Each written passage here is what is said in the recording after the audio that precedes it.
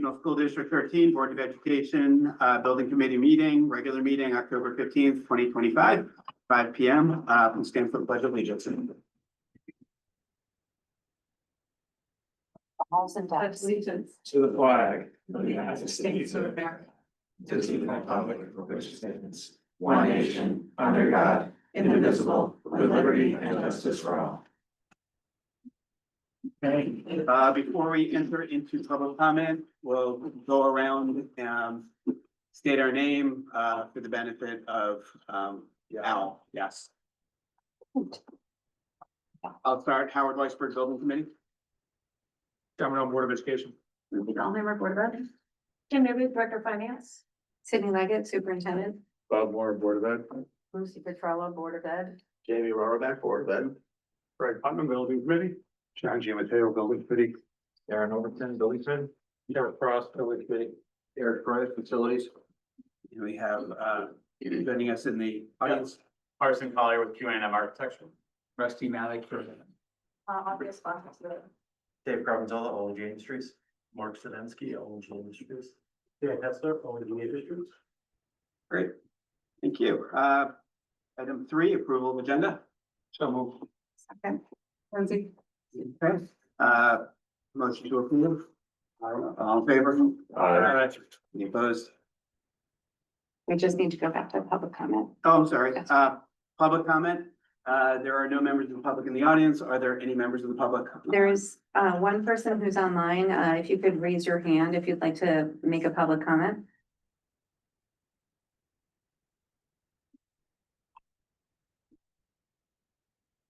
Okay, Hand great. raised. Okay, so no public comment for this item. On to approval of minutes. Minutes for September 17, 2025 and October 1st, 2025 were provided in the packet. Can I have a motion to approve the minutes from September 17, 2025? We should. We can make an approval for both of Oh, them. we can If make anyone them- has any corrections or. Okay, we'll make a motion to approve minutes of September 17, 2025 and October 1st, 2025. So moved. Second, Lindsay. Okay. Any discussion? I didn't see any changes. I Okay, think it's really working out for the committee meetings with the AI stuff. fantastic. Thanks to. Okay, all in favor? Any opposed? Okay. Item 5, memorial renovation expansion update. We're gonna have a project update, then we'll have votes on change orders and invoices. So project update, we will turn it over first to Dan, do you want to talk about anything with the swing spaces or? I can certainly be quick and brief on the swing spaces and will pass along one additional copy. So what I distributed earlier was 2 pages. The first is our monthly typical update that refers to pre-construction activities. Mark can elaborate on that. Relative to the swing space, worked over the course of September and then a little bit earlier in the week. We've been working out the punch list as well as wrapping up the O&M and as-built submission and review. Not much else going on the physical side of things. I think I mentioned this, but the punch list at Strong is complete with the exception of the dividing curtain. And then of the 8 or 9 items that were left at Lyman, all but 2 are complete. We have to do still the little bit of work inside the unit. We've got some signs to hang, change out some diffusers and then move portable, and then put the heat trace on the other side of the portable. And then lastly, pull the hay bales that are still on property. Do you have any more information on the divider? I don't know, we're not calling it a divider curtain anymore, but the essentially what looks like a floor to do volleyball net. We do. Anyone have that? Eric? Yeah, so we pulled the kind of the administration over at Strong to see what would fit best. We did give them the kind of the volleyball net option we discussed at the last meeting. They liked that idea. They didn't like the kind of transparency of the net. So we proposed maybe a windscreen in lieu of a net. provide, so each class can't see each other from the other side kind of thing. Eric, I don't know if you've seen them yet, but there's options where it's like the upper 2 feet is net. And the lower is Like a windscreen. windscreen, Yeah, okay. I was trying to go with that same vendor we had at the last meeting. maybe ask them. Okay. I don't know if it matters or not, but that gives a little more open feel, not Okay. necessarily because it's not going all the way. Maybe Yeah. that might be something that. I guess we need a recommendation to kind of proceed with that option with the, so in lieu of the net, do some kind of windscreen Absolutely. divider and, add another, maybe a third post. So one in the middle and one on each end, Would that be a stability. safety issue or is that? I'm just concerned about kids running into the net and the post toppling over. Yeah, I just send them in the floor and base. No, just base. Yeah, I would put 3. Put 3 in? Yeah. Okay. And you just overlap, you would just tie them both into one post? Mhm. Okay, yeah. Sounds great. If the administration's happy with it, we're gonna, you know, do you need a vote on it or is it a change order? How does that have to work?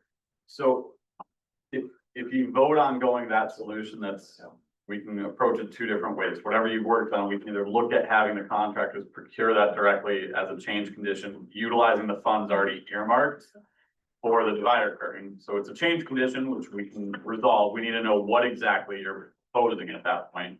Or vice versa, we can look at just crediting out that scope if the district wants to procure that on their own accord. We can approach it either way, essentially. We'd have to have a funding source independent to pay for it, correct? Wouldn't it be easier to just have them buy it? Final, Yeah. yeah. Yeah. I'll say You don't that. wanna use up any contingency on something like Yeah, this. no, the contract.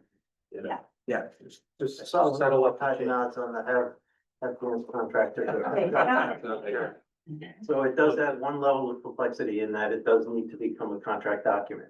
So whatever ideas are floating around do need to be formalized by, a simple sketch that can get Yep. to the person. You have the We're proposal. gonna develop a document. He can send you the proposal. Yeah. He can send you. Yeah, so if you can send that over to me, I can kind of ask questions that we need to, we can finalize the documentation for Dan to adjust the numbers and adjust the approach, which then find its way in front of this board again for final approval Before we order it. before Do we you order think it. it has to come back here for final approval or It's under like $3,000.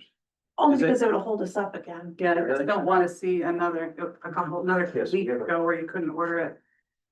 A reminder that you have a 15K hold or value set aside. Yes, it's kind of under Contract. right? So, barring a $3,000, I don't know if that was a material only or material and install number.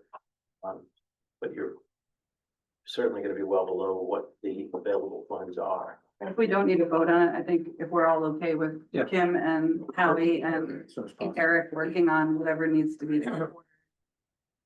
I'm okay with that. So if it's a value of $3,000. And it can be an FF&E item that's selected off the state bid list, for instance. You could just purchase it directly. Where I'm going with it is, by the time you buy through the contractor and the markups and everything else that go into play, you're gonna be, that $3,000 is gonna be much greater than what we think. Even if it's deemed ineligible, it's just $3,000, so your net loss on that is a very minimum amount, and you cut out a lot of red tape and paperwork. If it's a state bid list item, We that can does try to keep it get as it into- simple as possible. And the markup, and Rusty, I think we're gonna be okay on the markup. We have something in their contract. Right. So they're not gonna be able to mark it up unless it's a net increase. Yeah, So it should be. we're not gonna pay the Should markup. More than So- likely be in that. No, but your net 15 grand could be, I'm looking at saying whatever's left goes back to the project. So instead of being $3,000, if it ends up being $7,000 due to everything else, and I'm just throwing out numbers in a different approach, you'd still save some money there.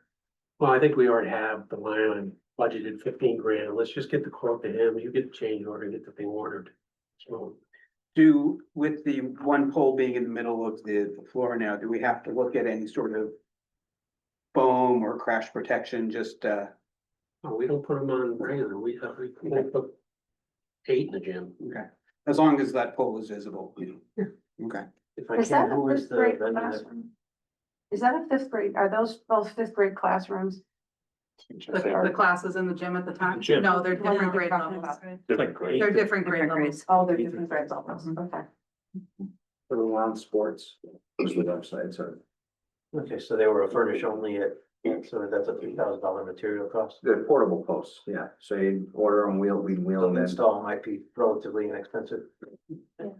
Roll them in, Thinking we would probably, maybe put some anchors to, to the suggestion from the last meeting is the two poles on the perimeter may be anchored to a pilaster that's on the perimeter. And that would give them more stability. Great. But maybe a small install cost. But I, Person's gotta look.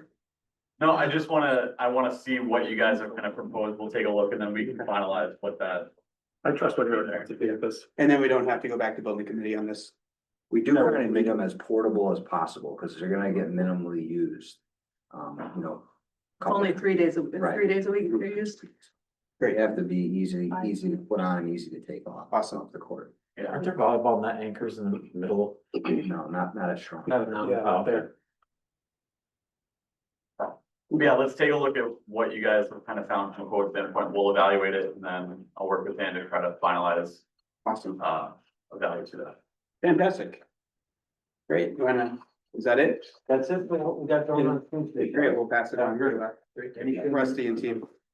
I've not heard anything from Eric's team as far as any other items that have come up since occupancy.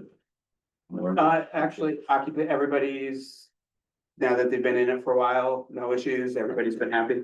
Haven't heard, not a single warranty call since, Great. since occupancy. Great job. So we'll do a couple of things. Carson will present, similar presentation that was made to the board the other day, because, any of the building committee members weren't able to be there. So we do go through it quickly, giving you an overview of the project. And then Aubrey will talk, some about the finishes that we're proposing for the project, and then we've got some other items that we'll discuss after that. All right, jumping right into it. As Rusty said, we'll kind of provide a high level overview just of the design that we're proposing and documenting from the DD set there. And stop me if you have any questions along the way. So an overall site plan, similar image to what we've been discussing a lot with this group here. The main adjustments since the first iteration that was presented are the relocated pickleball and tennis courts, moving them back towards the athletic fields adjacent to the overall playscape area for the students at that point. What that allows is a better circulation for parent pickup and drop off, off their own dedicated aisle there, and a dedicated main access route for main pickup and drop off for bus traffic at that point. You'll have your 3 faculty parking lots at the front of the school. That will be accessible there. And we're maintaining the existing location of the existing drive aisle. So we're minimizing the change of kind of curb cuts or anything along the road there. You'll still have your dedicated pre-K pickup and drop off loop that runs on the west side of the overall site, which gets you to the pre-K classrooms and the new addition added to the back side of Memorial there.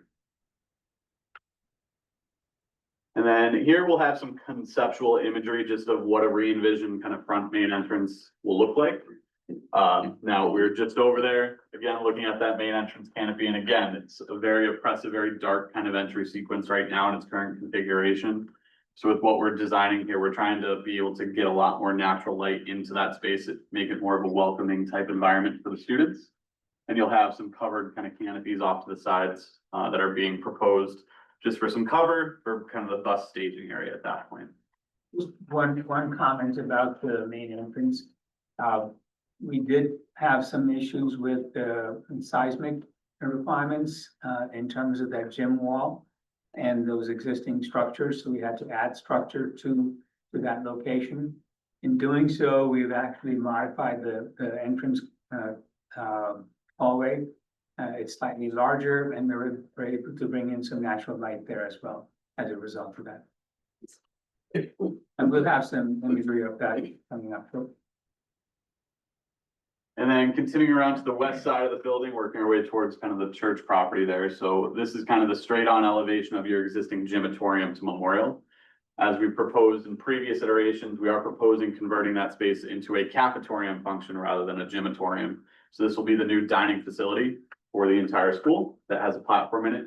what we're proposing here is really to try to activate the front of the school a little bit and provide this kind of nice outdoor dining space for either faculty or students that they can go to. Continuing around the west side of the site, this is kind of all the way at the back. So the new two-story academic bar building that we're proposing, showing the pre-K entrance into the overall, along with the dedicated pre-K and K playground area that will be fenced in, have appropriately sized play equipment for that age group. That will be separate from the other larger playscape area on the opposite side. Carson? Yes. Is the playground, fencing the same height in the pre-K as it is in the playground on the opposite side? Correct. Yeah, we're only looking at kind of a 4-foot tall fence essentially at that point. We don't want it to completely feel like an obstructive barrier, but we want to be able to keep the kids kind of contained. I think that's been a lot of positive feedback we received from the faculty at this point as well. And But the everything, only thing I was thinking was the other side that has the main playground backs up to the soccer field, so we've got balls flying back and forth if we're Right. gonna hit into the, Yeah, we can Playground definitely, area. yeah, so where the tennis and pickleball courts are, when we go to, actually, I'll move right to this slide just to kind of show this a little bit. You'll have your taller fencing kind of around your pickleball tennis court areas just to prevent those types of things. But yeah, we're proposing kind of a shorter fence going around there, but if there are areas that make sense, maybe closer to kind of the Mhm. corner area where we want to go a little bit taller, we can definitely look at kind of adjusting that. Yeah, it makes a lot of sense. every every, the stuff that's coming like a line drive. like Yep. From the field, not from baseball, but for soccer, but I think the stuff, you're not gonna avoid all of the lobbing Right. over. But I notice it down at the community center, that it's, the playground is right next to the softball fields. Right. So I was just wondering on that, fencing, so. everything's black vinyl PVC? Yep. Okay. What size mesh is it? Well, offhand, I don't know. It should be, The 2-inch mesh usually, or no, no, go with the smaller 1 inch, 1-inch mesh. top and bottom rail, especially with the pre-K. Okay, yep, we can make a note of that. What are you proposing for the playground surface? Base contract based off the estimate is gonna be wood chips. We will have, we've had discussions with Eric about having an add alternate for a rubberized surface. At that point, if cost permit. And we can do a mix on that, right? Yeah. Okay. See where we are. And then the overhangs are those, what's the roofing material or we do, is that translucent panels or? So at the front, it's a pergola by the cafeteria, and then the other side, it's just a regular BDM. Yeah, so what we're proposing again, so on the school from an overall roofing standpoint, we're trying to maintain as much of the existing metal roof as there is on the school. We have had a discussion with Garland Roofing, who holds the warranty on that, about what it would take to kind of extend that, because right now the 35-year existing warranty that's on the school will lapse 2 years prior to the state mandated 20-year minimum requirement for any kind of renovated new status. So we need to find a way to extend that warranty. Wait a minute, you have Garland material there now you're bringing in another roofing material, why would you do that? We want a full warranty for the entire project, Understood, yeah. because it's fairly new roof, right? Fairly new, yes, for the metal roofing itself, there are flat portions that are in various states of compromise at that point, so we need to. Yeah, no, I address understand those that, for but I think we should have a single manufacturer, we don't want to have two different warranties. Companies, two different areas, that won't work, right? He's not gonna use, every time there's a leak, you gotta look down and find out whose warranty it is. I think we need to leverage getting the whole building warranty for 30 years. Okay, and the only way you're gonna do that is if you work with that manufacturer to get a guarantee that they'll do that. They're not gonna extend that warranty if you go with a different product there. That'll never happen. I mean, so, Are you talking about like redoing the entire roof so that it's all No, under the just same using the warranty? same manufacturer, so the existing roof is fairly new. And they hold a 30-year warranty on. it. It's only, what, 5 years old? They might be Standing different up to 10 years. years, but Yeah. he's talking about no matter what, we have to go back to that same contract. Okay, 35. yeah. So the idea of the state warrants minimum 20 years. So what I would recommend is trying to get the entire building, new and old section, close to a 30 to a 35-year warranty. That would be great, because you don't have to worry about it for right out of the box. And the only thing we're doing is making sure that we're consistent with the manufacturer. So we would have to go, To me, that's a no-brainer, but. we have to go to the state for a sole source approval Yeah. on that. And Yeah, just so you're aware, and then, you know, question that I would always bring up is how competitive the bids will be. I get the advantage, but when you only got. Well, they're very one competitive. I mean, you have contractors bidding on work. Manufacturer, they're not, I mean, the pricing is fairly straightforward. I will say though, John, when I deal with that, when manufacturers know they're getting the job, they price it accordingly. They No, but the do big take bulk of advantage the, of it. well, I don't necessarily do that, but the big bulk of the cost is the labor, which is competitively bid. True. So, and for me, if you're trying to save a few bucks on roof, you gotta have a dry building. And you want a dry building for as long as possible. And you wanna, you know, if it costs you a few bucks more to do the job right, you should. Cause they're, 35-year warranty for the entire building is a nice thing to have. Cause we don't touch it. Any leaks, he gets on the phone, calls the manufacturer, done. That's my opinion, you can go around it, though. Yeah. So current proposal, what we're owning based off the estimates that we've been working on with ONG is, again, we're planning to keep existing standing seam roofs where they're at. At that point, looking at exploring and modifying what we need to, because there are other things we need to do to these roofs to accommodate some of the building geometries that we're adding in there. So we have to deal with kind of Garland and kind of get their blessing on a lot of these different conditions anyways. We're gonna work closely with them. I met with them on site last Friday to kind of review the conditions. But for your flat roof areas that we're proposing at this point, we are proposing a PVC membrane roof system at that point in lieu of the built-up kind of system that they currently have there. That's in kind of a varying stage of condition that we'll need to address. Your new addition, as of right now, it's a sloped roof. I think the initial desire was to have that be a sloped metal roof to match kind of the front. So our approach to this, because again, we think metal roofing is going to be cost prohibitive with some of the estimates that we're seeing, is to have that be an add alternate to the project. So it'll be a base bid of PVC with a heat welded rib that will give the same visual appearance, same color as a standing seam. That way it kind of ties the school together, but it gives you the ability to always add additional costs if bids come back favorable, where you can go to that upcharge for a metal roof at that point for the new Which addition ones are the areas. flat roofs? Your white zones that you're kind of seeing here. I was like, all the green looks sloped. Yeah, so all the green is sloped. I think it's just, again, you're gonna have your curved gym roof that's being proposed at this point would be a new PVC with a heat welded rib to give that same visual there. The entire front of the school is all your existing standing seam that we'd look at kind of refinishing, recoating to kind of give a better uniform appearance there. Your cafetorium gym roof would stay the same. And then there's gonna be some modification at these entry canopies essentially at that point of what we'd be looking at. The rest of your academic corridor areas stay the same. They can largely be left untouched at that point. But we do have some kind of new mechanical equipment we have to find a home for within the overall building that will adjust some of those existing roof conditions, especially with a new gym being added on right to the end. We're gonna have to modify some of those roof conditions there. So we're happy to kind of continue, yeah. If ONG has What was other- the name of the manufacturer again? Garland Group? Garland? Do they do the PVC with a, and do they do EPO or EPDM? No, No. their product is built up for the metal roof, which their product is the best built up you can get at a school environment. The metal is competitive with a lot of other, contractors as well, but they certainly exceed in the built up.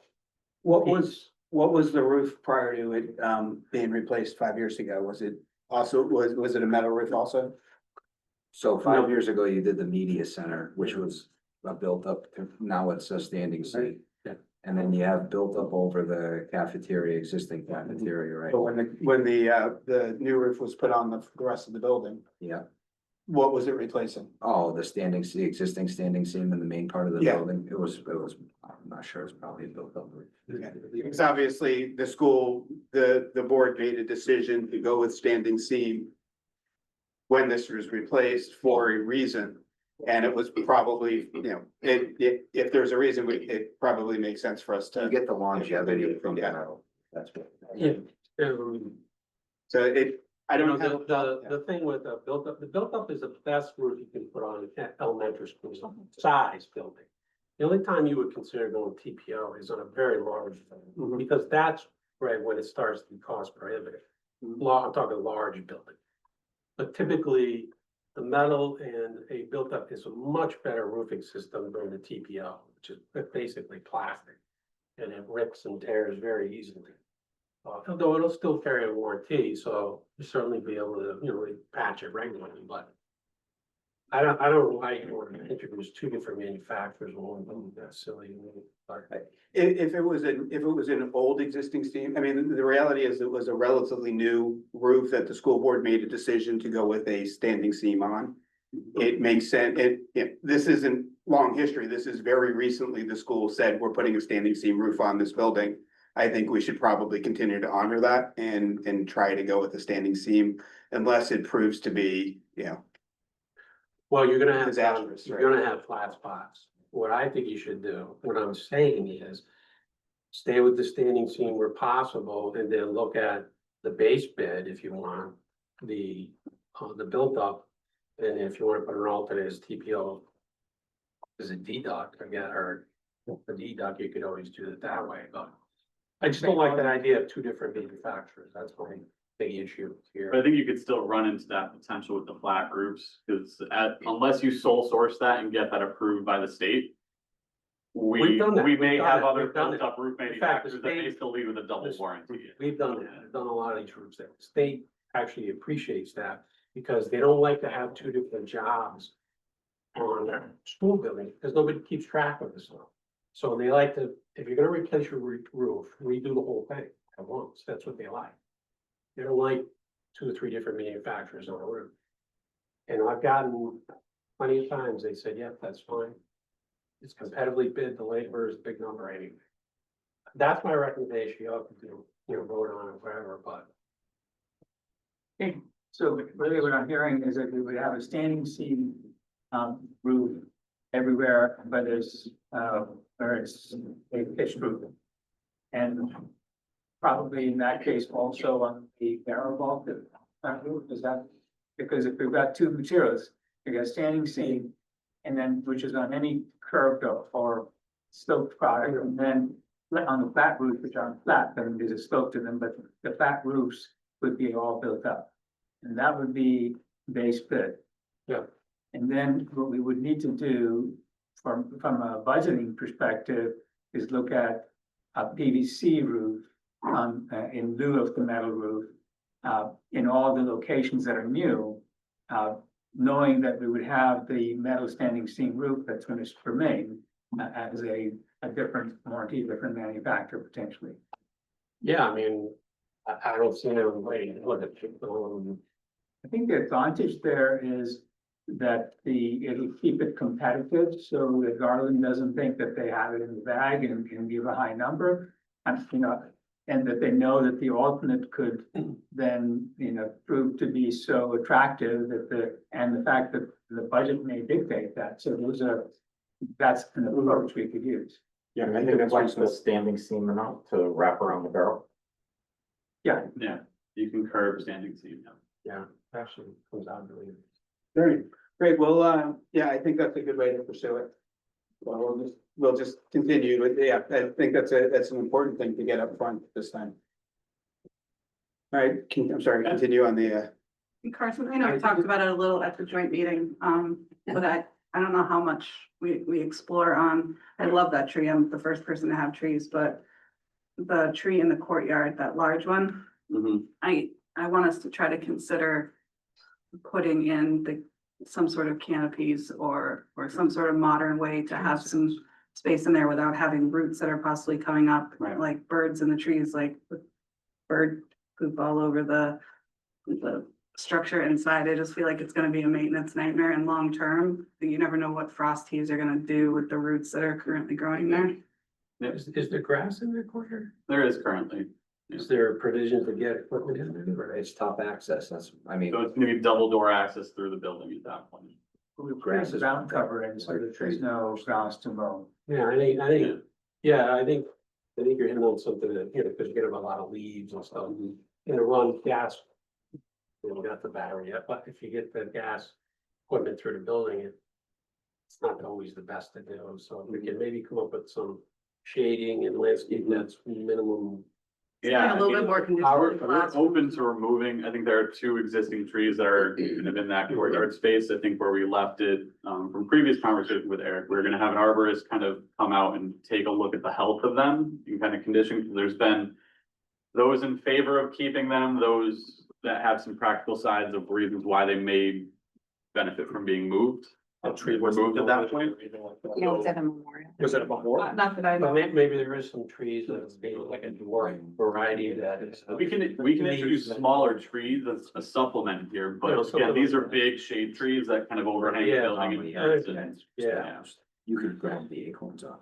And even within the 30 years of that, It's the building with a warranty on the roofs, do you have a tree then that's, you know, gonna compromise the roofs? I understand it if it was in an area where we didn't have, you know, access to outdoor ed and to have, look at all the trees bordering and the nature.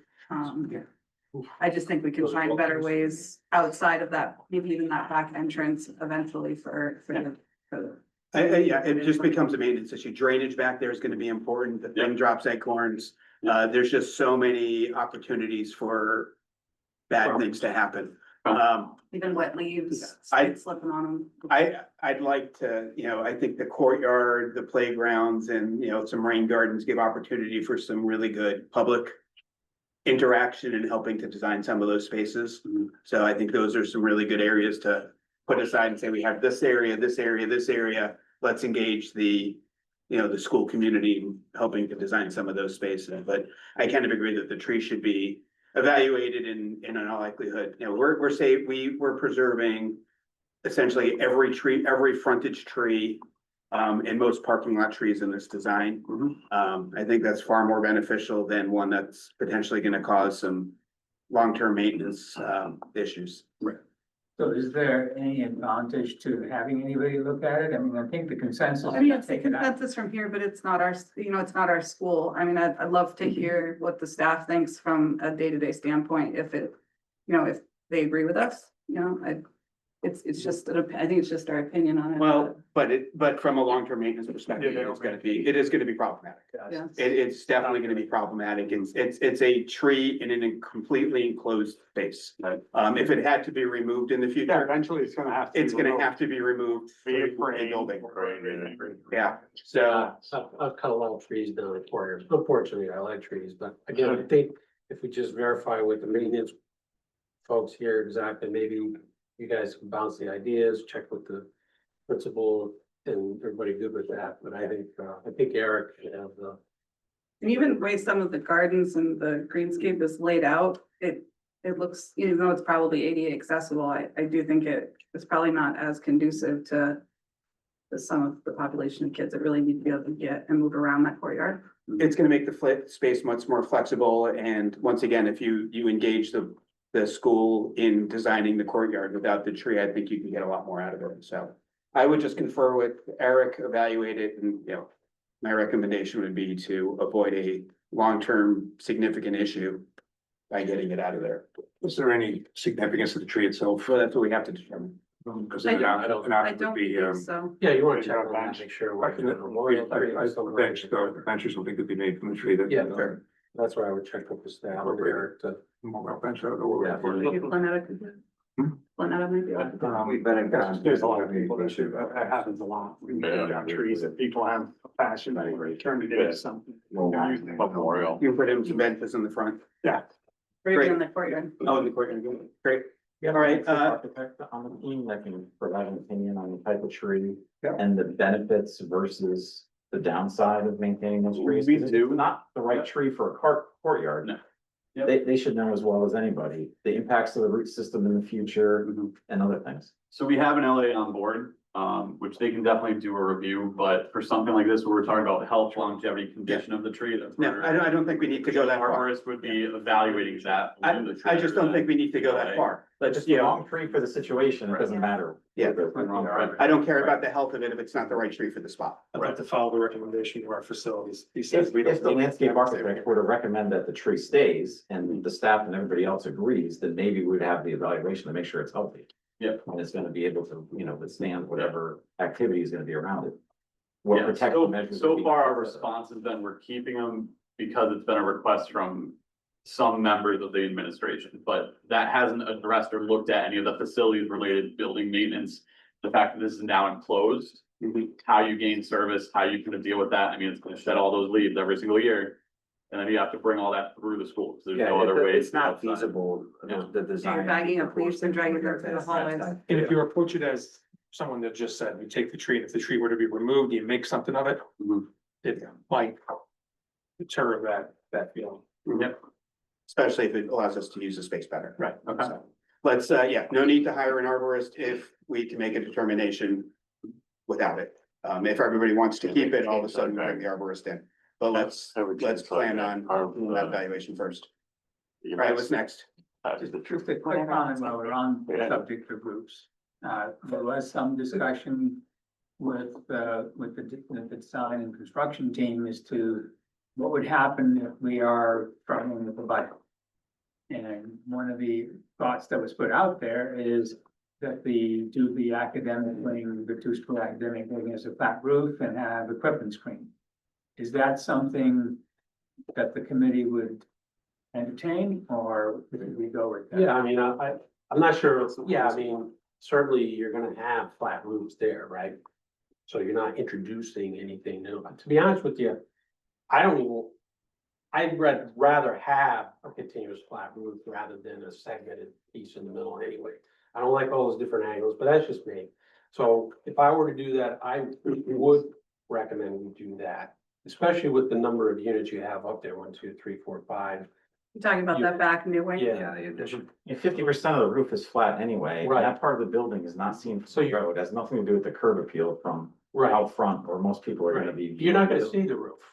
Well, the only place you're gonna see it is from the playground and the And entrance. field area, so field side and that pre-K side. So it's still a visible element as you kind of work around the building for different activities, but flat roofs are normal. I think it's not reasonable. anything. But 2 stories up on the hills, Yeah. the fields are lower, so I mean. Yes, so I would Oh, yeah, you're right. recommend, yes, Rusty, absolutely. So where I'm going with this, because we've now got a flat roof, we've got a metal roof, we've got a PVC roof that are both gable roofs. And I think if we really don't have an objection to the flat roof, The back one. Yeah. we need to pick a direction and move forward rather than try to design this thing in 3 different ways and bid it in 3 different ways. As long as aesthetically on the approach from the pre-K drop off is an attractive approach. As long as the visibility from the playground is an attractive, as long as your facades are attractive, I don't care if it's flat roof. You're not gonna see it. It's so far back, it doesn't matter. It's 2 stories. So are we in favor of going flat roof on the back and make them, I mean, I certainly issue with that. I think it looks great. I think his entrance way is fantastic looking. I agree. I think the entrance is great. So I think when we think about schools, we certainly think about the main entrance, that's the view. And the rest of it, I mean, you got a great design here, Rusty. I think we just tweak it a little bit. I think the flat roof in the back is fine, especially because I'm a mechanical guy. I like. looking at it. Yeah, I like flat roof everywhere. What's that? When I I have like units looking up at there. it. We would put equipment screens around that. yeah, absolutely. Yeah, I mean, Well, one thing with that too, though, is that, for our crossing is if the next discussion is the extent of the equipment screen, are we Well, screening it from all angles or some? I mean, I don't even know why we do that. That's kind of an open, I take the screen. The equipment's actually kind of decent looking nowadays. It's very, straightforward. We don't even have one on this building. I think you need to so- screen the south side from the courtyard and from the front. I don't, Yeah. that's, again, I'm a mechanical guy. I don't want those screens in the way. I'm trying to work up there. And the sun kills them, it's start to fall apart. Equipment gets pretty big. Well, Let's let the kids paint them. yeah. Maybe you could paint them So it sounds like we're in favor of going flat roof. I know I come from a place, quite a bit north, right? But like our flat roof's a concern in terms of snow and having to No, everybody's shut it got or flat anything. And are the standing seams also a concern with snow sheets coming off, or do they have snow guards on them? We do have snow guards on them currently, so we make sure that they're re-secured, do whatever we need to for any continued warranty on them. Amazing question. But at that point, if we're gonna try to reuse the standing seam metal on the existing building, and we don't want two roofing manufacturers, do we specify the basis of design as a Garland product? Even though they can't accommodate a PVC roof? No, I think that's what we're saying. We're saying Rusty's concern is that the cost, if we specify a Garland product, what he's saying is he believes that the cost might be prohibitive of our budget. And one way around that is to eliminate that back metal standing seam, while you still have the other stuff in the front here. And any of these other flat roofs, we would do a built up, which is a superior roof over the PVC roof. And there's, I don't know, I think that would be a great job. And I think, front entrances, they look great, and I don't think that would detract at all. Wooded facade. And then that would alleviate. We're going to a fire, concern. you wouldn't pass. For sure. You want to parapet up there, Right. pay for maintenance, obviously you don't want to have to tie off, so you need to pay this parapet on it. Yeah. I mean, it's not what I would, where I would go with it. I know, architects. Putting it out there because we're going to design our roofs. Yeah. Right. No, I agree, great. But I think this simplifies it a lot. It does. And it'll allow you to come up, like I said, I think you're still gonna have to be creative. You may have to be a little bit more creative in the facade because you're not gonna have the attractive gable to make up. You'll just have to do it more on the facade itself. And I also, maybe we just do a. We can just bounce stuff back and forth. Yeah. And then By all means. what if we change it to this? What if we use Yeah. it and try to come up with some different recipes and even couple options of like some values of. Some cornice work or Well, something just- to help break it up. Just so we don't overcomplicate it, but still be mindful of what you're looking for, big picture, but also being respectful of the budget we've got to stay with it. Yeah, exactly. So as part of the grant requirements, you have to provide structural design of the roofing to support future solar panels. For any part of that, is changing the roof, does that affect that? If that's not a slope through from back, because you got a lot of south facing slope there, You basically have ballasted panels. so that it sit on the flat roof. Yeah.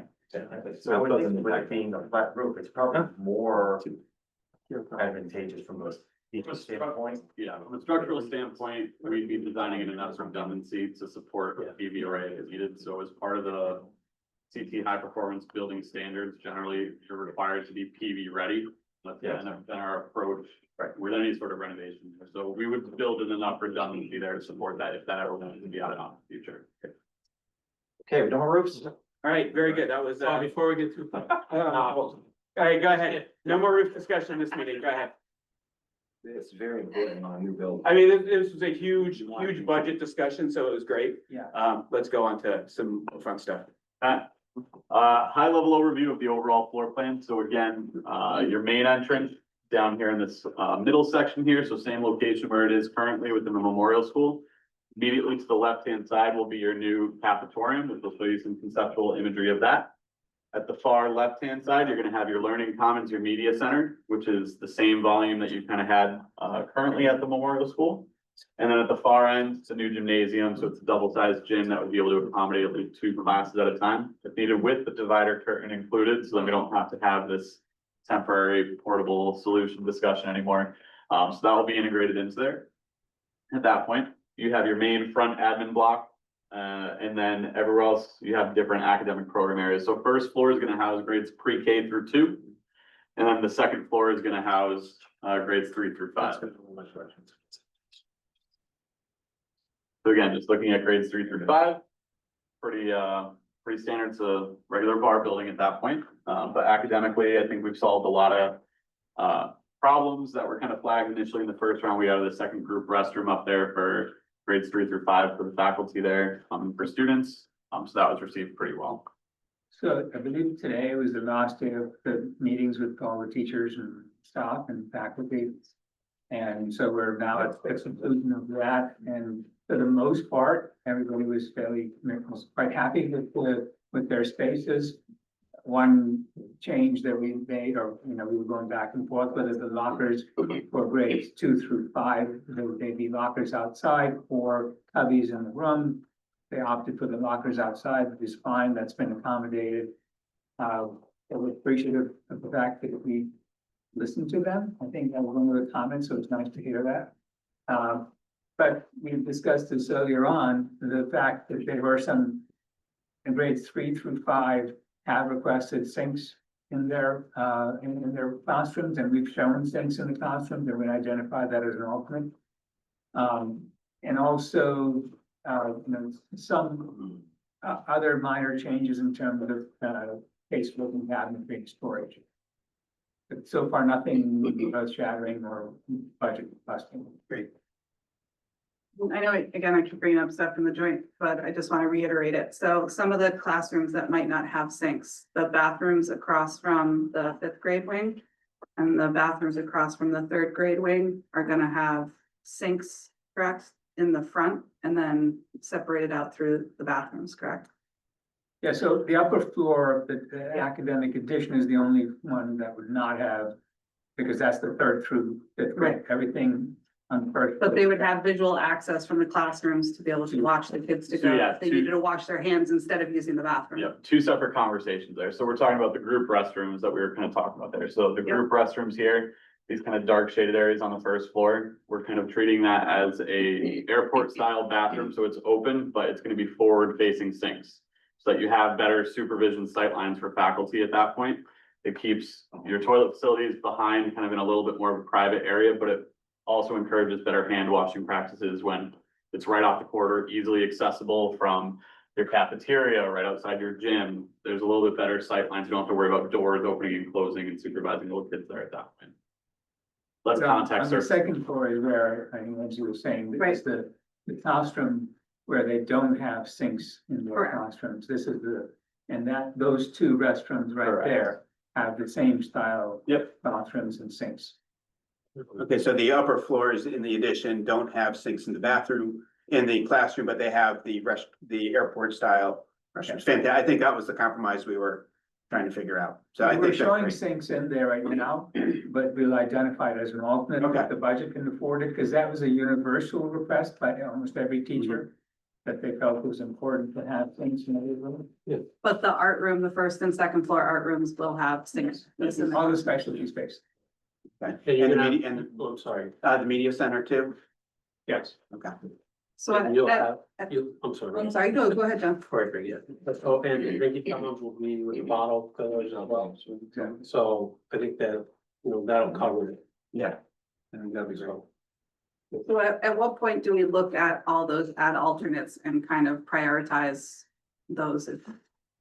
I think for the end of the CDs, when we have the estimate. Okay. I mean, we could look at it earlier too, after the DD, but I think more specifically, that would be the time when we would actually number those alternates. And prioritize them. You don't have to prioritize them, because the reality is sometimes the bids will come in such that a lower priority item is more affordable, and so your priorities change. Some of it may just flow into what is necessary. Okay. And then just for the sake of time, I'm gonna kind of just click through some conceptual imagery. So a concept of what kind of a renovated main office configuration can look like. New entrance reception desk, kind of at varying heights there, just to interact with the varying heights students and adults that visit. And then looking at the cafetorium, what that space would look like. So what we're seeing here, this end wall is the existing corridor wall where the existing platform and stages within that gymnasium volume. We're gonna be demoing that out and introducing a lower platform stage that kind of just, it's almost like a theater in the round that engages that cafeteria volume a little bit better. You'll notice the elevation of it. It's much lower than a true 3-foot plus stage at that point. The primary reason behind that, accessibility. We're able to put ramps on either side to get the students up there to make that an easier kind of transition that we don't have to deal with a lift at that point. But also you think about how this space is used, kids are sitting on the floor a lot of times for these types of presentations. So it kind of brings them a little bit closer to the mix of anyone that's presenting in that overall stage area. And just another perspective, kind of showing it within that overall existing volume space there. Quick question we had. Yep. Once we saw this at the last meeting, what's the height difference on the stage? It is 1'6", so it's 18 inches. One of the concerns is obviously it's a really narrow, long space. Seems kind of forced. Is there a way to open up the stage more, possibly lower it so it can be more used? I mean, is there a way to make that seating, or is there a way to, it just seems like it takes up a very large portion, because it's taking up the long side of the building as opposed to taking up the short side, because. Any longer it won't be a stage. It's the same square footage. Is it really? Yeah. The space just seems awkward. I think because you're looking at a wide angle, it's almost like a wide angle The lens. angle of it. What's the width from the wall to the stage? I mean, do we know how wide? It just seems really tight. So in our experience, when you have a presentation in a theater setting, you want to be closer to the stage. And in fact, most parents want to be right up front. So what the wider approach gives you better sight lines, Okay. but it also brings everybody closer. That was one of the downsides for the stage at the far end, because the further away you are, the less you can see. So Yeah, we've been looking at the sight lines. they do work well. We built the number, a lot of this was driven because of the space standards. Yeah. And it actually worked pretty well. And some of the schools, at sometimes even they'll put tables up there and they'll have, like a special area. I was just wondering if I it think it works had more well. use than just as a stage. And Yeah, no, I hear you, but I think generally it works pretty well in the spaces I've been in. Actually, band and music will also use that stage, off the 2 towers. And I think also this changes the design so that when you're entering, from the joint meeting, you're entering without becoming part of the show. Yeah. You're entering at the backside rather than right at the front of the overall stage area. It allows for actual natural light to be coming into that building. And we're finished here. We'll kind of get into that with our finished discussion a little bit there, but I don't want to steal Aubrey's thunder there, so I'll save a little bit for the next part. Quickly looking at the media center. So again, it's very unique shape, unique structure. We want to still emphasize the natural wood kind of laminated roof structure that you have there. So what we're really targeting here is going to be more of a furniture-based solution program to create the academic environments and flexibility for them within the overall space. So we did meet with the media specialists. So we're going to be tweaking this a little bit based off of some of their feedback.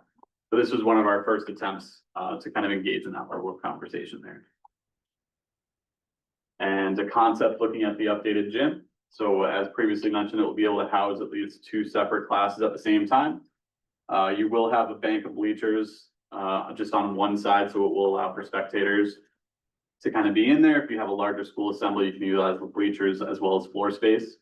And we will integrate an electronic screen and projector so that you can have different movies, activities, presentations within the space as well. I just have one question, is how much from the end lines to the walls? So we are sizing the overall center court for a middle school size basketball court. Offhand, I don't know the exact dimensions for you, but usually that's at least a 10-foot overrun of what we're trying between the inside line to the edge of the wall there. Okay, so there's room for row chairs, so we get for the bathroom. Yes, Okay. yeah. But it's something- Yeah, my only concern is that hopefully it doesn't look as confined as strong as, the strong It is is not, it's problematic. bigger than strong. Okay. Yeah, much bigger than strong, at this point. Comparatively, this gym is the size of Memorial, add another, I'm gonna say 1/3 to 50% of that square footage just to accommodate the increased student enrollment. So this is a much larger gym space than what any of the current elementary schools have currently. And color will change based on whatever we decide in terms of branding and things. like Correct, that. we can Okay. adjust paint fairly easily. We're not that much. I was looking at the Bassett Road project that ACES is doing to combine sales and village school. Whatever. Yep. They have in the gym, it's gonna be done, I guess it's done in March, but they have like noise canceling up on the Yep. walls, it's almost geometric. Is that something we're looking at for this? So yeah, so this kind of patterning that we have here is we're proposing an acoustic block, so it will be built into the overall wall, so it's gonna help with acoustics overall within that space. So it's something you don't need to maintain, it's just a passive kind of building block agreement. Oh, it should, because the color of the wall, that will be more of a blending. And what I saw at the Correct. Bassett Road project, it's different. It goes from gray and the acoustic is like teal. So Yeah. it's like almost like an artistic approach. to Yeah, it, so but- again, we can finish that however makes kind of sense. Again, this is one attempt at kind of like just a paint pattern that we can do there. But we have options as we kind of move forward. Those are preferences. So there's no cost issues as far as color. In the south for windows. It is north and south. So this is your south exposure. So in general, all the windows, and east, yes. This is probably a problem, one problem. Yeah, so all the windows in general, I think just given the amount of exposure on all the different sides that we're looking at, we're gonna propose the frost glass. You're never gonna have direct like, beams going in there. It's gonna be diffused light to gain the natural light in there, but you're not gonna hopefully worry as much about glare or anything like that. That's gonna be our approach for those window openings. Very good. And then as we come closer to, potentially naming this building, we can change some of the, if we're changing the mascot. or Branding, changing the yeah, name, branding. brandings. So what we'll do is we're gonna own placeholder kind of graphics packages, general size and stuff like that for decals, things like that. The sooner we can get any sort of information, the better off we'll be, so we can hopefully start to target that a little bit better. The big thing is gonna be color palettes. There are certain materials that we'll kind of get into that do have color limitations. Paint, we can pick any paint color you want and kind of adjust the palette that way, but there are some floor finishes, things like that, that are a little bit more constrained.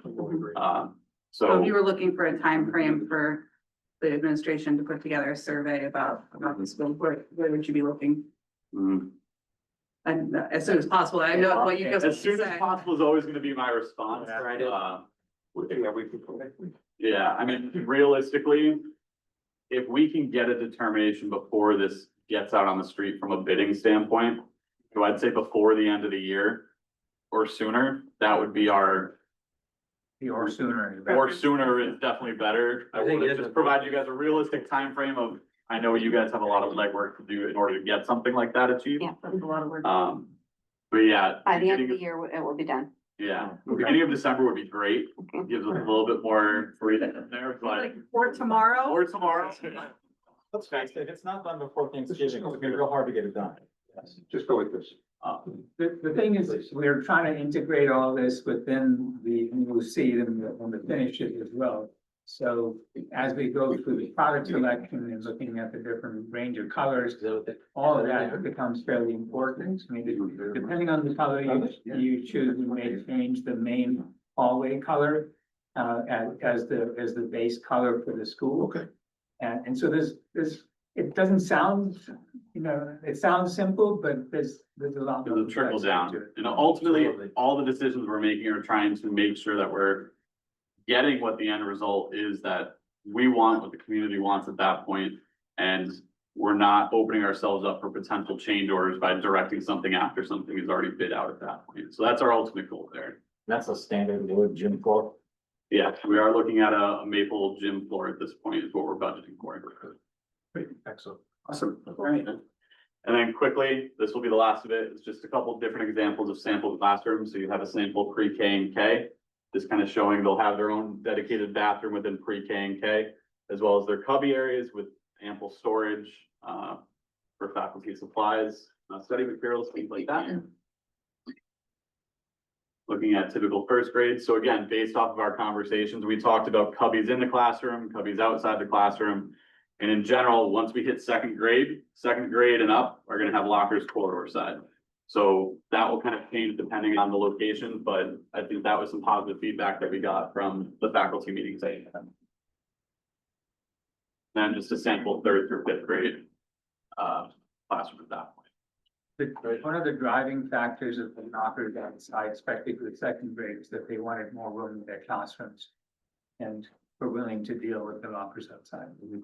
Yeah, I think the staff has the handle on that. We'll defer to them. Yes. And are we confirmed with the striking on the gym floor? What's gonna be included as far as athletics? So as part of the discussions I had with PE, from their programming standpoint, we will have a main basketball court going full length. at that point, and then a volleyball court going full length, kind of center court at that point. So we can put the floor stanchion kind of configurations in there as we're building it. So it can always be used a little bit more in a versatile manner there. The other cross court configurations, they really just want the basketball hoops. They're not worried about kind of 3-point arcs or kind of foul shot lines. We talked about some tick marks that we can indicate just kind of general location for things. Great to do a tick mark for the foul line. Right, and that was one thing that we did discuss, so we can include that within an overall striping plan at that point.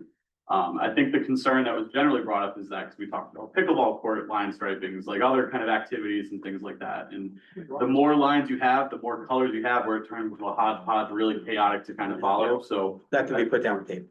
Exactly, yep. And there's a divider in there. And there is a divider in there, yes. Awesome. Smart cards, what, is that discussion yet, or? Smart board, so it's gonna be standard. We have had the discussions with the IT department, so we will have a smart board kind of application in each academic teaching space, along with whiteboards. The goal here is that it's gonna be wall mounted, not on a wheeled base like they currently have kind of elsewhere throughout the district. And it will be height adjustable, so we'll be able to integrate that so it raises, lowers, so teachers can adjust that based off the students that it's serving at that point. Great, all right, okay. Sorry, that was meant to be like a 10-minute spiel and a lot of really good discussion about it. though. We covered some of the other items that we Yeah. had to bring up, so Yeah. that's good. Other than that, what I'll do is I'll kind of turn it over to Aubrey to give a general update in regards to interior finishes and here to supplement if needed. Just a quick reintroduction. My name is Aubrey Esponta. I'm one of the interior designers working on this project.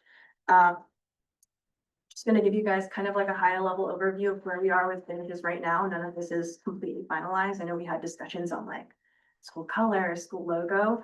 So all of that's still kind of like semi up for grabs. So just to kind of jump into like our overall theme idea is we wanted to lean into like geometric shapes and kind of linearity to like introducing shapes and exploring the ways that can make the space kind of playful. And then for like an overall color palette, we're kind of sticking with the neutral, but introducing like a handful of pops of color throughout the building that can kind of vary based on space to space. So with all of those kind of overarching concepts in mind, we were looking at finishes that of course are durable, easily cleanable, and then just kind of integrate into the overall safety of kind of the students, faculty, as well as the guests that will kind of traverse the building. And all of that kind of starts with the boring stuff before you enter the building of like 3-part entryway systems. So you'll have a 3-part, so it'll be on the outside of the vestibule. You'll have your metal that'll hopefully scrape a good amount of the gunk and the elements off your feet. Then you go inside the vestibule, you'll have your second part, which is like kind of half carpet, half metal, scraping more of it off your feet. And then you've got like a walk-off tile kind of enclosing that on the further part of the vestibule before you even get into the main space. So with that in mind, hopefully, again, gets all the elements like moisture from rain, snow, salt maybe off your feet before you even hit the LVT that's inside. And hopefully that can mitigate falls from like wet leaves tracking in, etc. So moving on into kind of just the internal corridor, we're recommending LVT throughout the entire corridor space. It's just a resilient flooring, LVT luxury vinyl tile, comparative to some other resilient flooring options like VCT, which is, I believe, what's in some of the other schools that requires waxing 1 to 2 times a year. The LVT doesn't really require that. It's a simple sweep or damp mop if we're talking like light soil debris. But if you need kind of a deeper clean, you can kind of go in with a machine brush with the appropriate pads or brushes and like the diluted cleaning solution that's approved. Loose panels on the LVT, not tongue and groove by any means. No, loose panels glued down. And so moving from the floors up the walls, we're proposing a porcelain wall tile wainscot that goes about 42 inches up the wall. And this is for durability's sake, but it also kind of adds a little bit of elevation to just a general like gyp wall. So just to provide some differentiation from like the floor finish you have here, which is fairly neutral, we're proposing kind of like a cut faux wall base so that you just have that visual separation. Then above that, you'll have kind of your neutral. And then we're talking about introducing kind of a accent color band that goes throughout and then topped by, again, the neutral. I know we said that the school color's up for discussion, so red is kind of to be determined, to be decided. So yeah, that kind of just protects from like backpacks, generally rowdy kids. And then we're also carrying that into the cafetorium, kind of along the walls that don't include the platform. And that's just for tables butting against the walls, because that's kind of just a condition to get the capacity that we're gonna need to hold 2 waves of students, as well as just cleanability overall for like food. And we're looking at like a semi-polish for this porcelain tile that goes up the wall. So the school colors are the colors we're going with right now are the dark red. And No, That's the current colors. That's the current. Yeah. Is there a secondary color or is it? really No, but just- if we're looking at renaming, we're looking at renaming the school, not Middlefield Memorial School, but incorporating all the schools together, or even going with something different, that color might change. Okay, because from just an architectural perspective, it's a really good color. I mean, it wears well, it ages well, I mean, you guys do more buildings, but it doesn't get old. I think it's a color that stands up, isn't, Yeah, no, it's more of a timeless color. And with the color being a really critical piece, I'm just, writing some notes here and I'm just wondering if it makes sense to try and keep that color and work the branding around the color. yeah, I mean, it does, but also have a lot of success with the blues and grays as well. Say our district They color hold up. blue is It's a really, Yeah, they hold up well too. really good blue. These are great materials. The luxury vinyl is relatively new. But it seems to be a good compromise between the rubber and the VCT. Rubber would be great, VCT is that. This stuff is pretty good. So I love what you got going here. We did consider porcelain, but then Yeah, go back to the. yeah, no, I think you hit it. That even becomes very intensive. Yeah, it is. And then the extent of the carpeted office, Yeah, not too much, but, and are we going squares or sheet? so it's gonna be carpet tiles, just from a maintenance standpoint. So if you've got one soil or stain, pull it up, pull it down. Very good. Extent of the carpet, just to go back to your question, we're proposing carpet throughout the media center, as it's in the music rooms, as well as the overall access. Okay, great. Yep, and then I believe like, there's like one workroom, like kind of in the back of the Very building. good. Quick question on all the porcelain wainscoting. I'm trying to rack my brain. Was that in our budget back at DD? 'Cause- Yes, that was incorporated and budgeted to the Okay. space. So kind of just to roll back to the And the whole, wainscoting is entry and hallways and that classroom too. I mean cafeteria, yes, but so that's mostly every room. entry corridors all the way through, and then as well as in the cafeteria, not in the classrooms, not in the media center. So to kind of just roll back to the conversation about red, that's something, timeless is the perfect word, is that's the goal that we're going for. But with the red, you'll see it kind of here between these 2 boards. Like for a place like the gym where you want to be like energized and like school spirit, we've kind of leaned into a more vibrant version of red. Whereas like if we go like admin office, like you saw in the conceptual image, we're trying to kind of, I guess, like elevate that, since that's more of an adult space. So we went a little bit more to the side of like the deeper red, to kind of just give that, but with like the time element of like your rainbow that kind of runs throughout the space. So I think red, I guess, lends itself well to that in terms of like our choice of finishes, as was mentioned, like sometimes we have those like product constraints. So like, while we are open to kind of adjusting the school color based on like consensus, definitely getting that earlier on gives us more time to find the appropriate products that will supplement the space, like visually and just like the overall feel. So just to jump back to the cafeteria, we've got your porcelain wall tile coming halfway up to help with that, I guess, cleanliness factor. Again, you've got LVT flooring running through the cafetorium.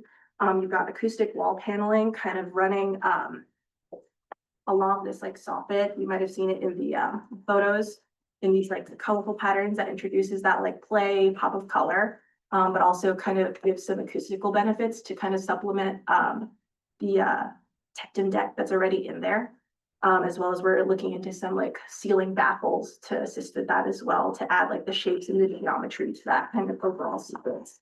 And then you'll see on the sides of the stage, you've got like your kind of wood look to just bring the warmth to such a like commanding part of the room. And so then moving down Academic Main Street to the media center, that's where you're gonna have your like fully carpeted space. I'm proposing a carpet tile, same carpet tile throughout, because the shape of the media center is interesting. So it's gonna be fairly driven by your furniture layout. And our request from the media specialist and kind of just overarching is to have that place be able to be like flexible. So like say they wanted to move around the bookshelves into a different configuration, in some way, shape or form, we're not kind of like pigeonholing ourselves into like one format by like making like carpeted zones that are kind of set in. And then from a maintenance standpoint, that makes it easier to pull up and replace if one gets soiled or not. The carpet's also gonna help with the acoustics of the room because you've got soft surface kind of laid down amongst all of like the bookshelves that are gonna be just about everywhere. I'm proposing a green paint to kind of tie in with like the wood ceiling that you've got. It feels almost like a tree because you've got like your wood and your green. Feels very natural and warm along with the maple finish that goes with that. So then jumping back to the gymnasium. I like just wanted to said- ask a quick question about the cafeteria on the floor. Since it's LVT, can we create any pattern on the floor? Yeah, so Okay. it's not super visible in like the renderings. I have a small install image here if you wanted to come take a look at it later, but I've proposed kind of a gradient flooring. Mhm. So when you lay the planks down, there'll be a little bit of gradation and a little bit of visual interest, but not too much to like draw your eye to it, but also enough to kind of like give the furniture a little room to breathe, whether you're doing an auditorium setup or like the cafeteria setup that shows like, you know, different colors of chairs. Yeah. Whatnot. And like. Yeah, I was actually, I didn't know if those 4 blocks, like the kind of primary color, the sort of primary blocks are tiles, because I know that it can be helpful in elementary cafeterias to say like you're sitting in the red section, the kids can follow the red on the floor. The whole floor isn't red, but like the accent pieces are red there. The Got it. accent pieces are green in another area of the cafeteria. Yeah, so these were actually intended to be the acoustical material that's Mhm. lining the soffit. But that's a great idea. I think jumping ahead to furniture, I know we're not talking about that today, but I was thinking of maybe doing kind of different color edge bands on certain tables. Mhm. And maybe that could lend itself well to kind of sectioning off zones Yeah. for kids to sit in. Thanks. Yeah. So jumping back to the gym, we're trying to give them energy and vibrance. And that's kind of incorporated through these kind of like, I guess like non-built-in element, like they're built in, but they're kind of like supplementary to that. So like your crash pads, your bleacher seating is where you'll see another red accent, as well as the painted beam that's gonna kind of accentuate that barrel roof. And then you've got your classic maple floor. There's a little bit of gray banding above that acoustic block that we talked about to kind of cut the height of the ceiling to make the space feel a little bit less like ginormous for the smaller kids, hopefully.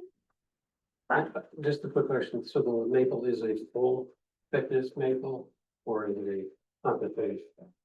We're representing just a maple finish there, but it is a full Thank you. It's 3/4, not 5/4. And then to jump into our typical classrooms, similar approach where we're kind of trying to go base neutral, introduce a pop of color. There's kind of 3 different variations. I know I'm showing 4 here, but we're doing 3 for the classrooms. And that's gonna be incorporated in accents of paint. So in the concept photos you'd have seen, it's like on the exterior wall. So as soon as you walk in the room, you get that pop of color. But there are certain instances in the hallways where there's alcove bump-ins for where the doors recess. So we're proposing potentially painting those alcoves in said color variations, as well as having this neutral floor. There's like custom flecks of color based on each classroom. So rather than it being super busy to add color, it's kind of just like a monolithic, subtle pop of color. And then in the classrooms, you've got your classic maple millwork. And then we've introduced this fun solid surface that has, again, like flecks of color in it. But the solid surface lends itself well to having sinks in maybe your pre-K through. So that would Whatever be like grade. countertops, Yep. yeah, reflect. Yep. So as opposed to a laminate that would potentially delaminate with water and moisture. So that's our high level overview. If anybody has any more questions. That's neat to see. Nice job. Really good. Very good. Quick question for you, Rusty, in terms of, the branding and the color. I'm assuming the color is the priority and things like the name and the mascot can be of a secondary. Yeah. So for instance, that Main Street, which is the media center and the gym. In this option, that the red hallway is going to be there, and then each of the other hallways are going to be the colors that match the classrooms, for instance, the green. You know, the green background on one of the walls, the accent in the hallway would also be green. So we're sort of matching them, and that more or less goes along with the blue, green, and yellow and red there. So there's a potentially a wayfinding with the color as well. So that's Is the colored beams in the gym, is that part of it too? Are those painted as they come, or is that? They'd be finishing that kind of once it's installed. Okay, so we could make that. I didn't know if it would order, if that was like an order ahead of time or not. Okay. Excellent. Oh, that's great. Thank you. Good question, back there. Well, I was curious, I mean, the flooring material in the restrooms. Oh, Florence, I glazed over that. Thank you for catching that. Please. So I've got that depicted right here on this side of the board so that you can see it. We're proposing a porcelain floor tile. It's definitely a matte finish for slip resistance. But cleanability wise, I feel like it's either that or, you know, a poured flooring, which is cost prohibitive. And then up the walls, we've got again porcelain wall tile for just cleanability, wipeability, introduces kind of a pop of color, protects against moisture, against plumbing fixtures, like sinks and toilets. Do the forward in the kitchen areas. Resin. Resin, yeah, We're I gonna go. believe that's what's specified. It's like a larger format. I know that sometimes they utilize a smaller format tile. Yeah, and I think, I can't remember who I heard the request from, but people usually request the larger format tiles to reduce grout lines so that the cleaning is a little bit more. Must have. Great. Thank you. That's So great. when are we gonna, now we get all the frosting done, when are we getting the good stuff? Can we get a summary of the proposed mechanical, electrical? So at the next meeting, we will have the engineers here. We are trying to work through a number of issues. As I mentioned earlier on, for instance, we at the gym, at the cafetorium, some of those walls will need to be braced for seismic reasons. So there's some work there. We've been working on the mechanical systems and, you know, where their locations are. So that is another presentation that we will have. Thank you. Committee. Just completing my list here. We do have planning and zoning next week, next Wednesday. And so that's a meeting that's scheduled. From a scheduling point of view, we're going with phase 2, which is demo, abatement and switchgear. For a November timeframe to go to the state so that they can get it earlier, so there'll be a separate package. So we will be meeting with the building committee and the board of ed to get those approvals to go through the PCR at the state as well. One of the catches to that is that we are gonna run into a timeline of what is on the switchgear, especially when we're talking a generator. So Kim and I had that conversation because I know there's been a request to review how much of the building is on the emergency generator. And that needs to happen rather quickly. We're not doing a whole building generator. And unless you say we're going to do a whole building generator, but that is one of the outstanding items. So I can shed a little more light on that too. We had met to discuss, just to get all on the same page about how the review process in the building, you know, official and everything. And out of that meeting came a request to be again about what is offered as being able to be used as an emergency shelter. And I dropped the ball on that. I started to book some meetings. Somebody wasn't available, they weren't available, and I just didn't follow through. So I apologize for that. That should have happened this week. But anyway, so the purpose of it was just so if Middlefield needed to put in their budget money to accentuate that space or, you know, to make it workable for them, he wanted to know in advance so he could plan for it in his budget. so it was really to talk about what was available and will that work. So and if we can't get a meeting, because it's very difficult to get everybody together, if we can't, we're gonna have to just make it, assumptions and move forward with what we have and, which I think is kind of where we all kind of stand right now, but he wanted to just kind of run it with his mergers and management director and kind of see if that will work for them. The So, goal would be, one option would be that along with, the kitchen obviously is on, all those essential, services are on the generator. We don't have cooling on the generator. So if there's a desire to have the use of facility and some space within the facility, like the gym or the cafetorium as a cooling center for the community, we're gonna have to size the generator and that means the chillers and so on. So we just need to understand that because that's a major impact on what happens with the selection of the size of the generator. Yeah, absolutely.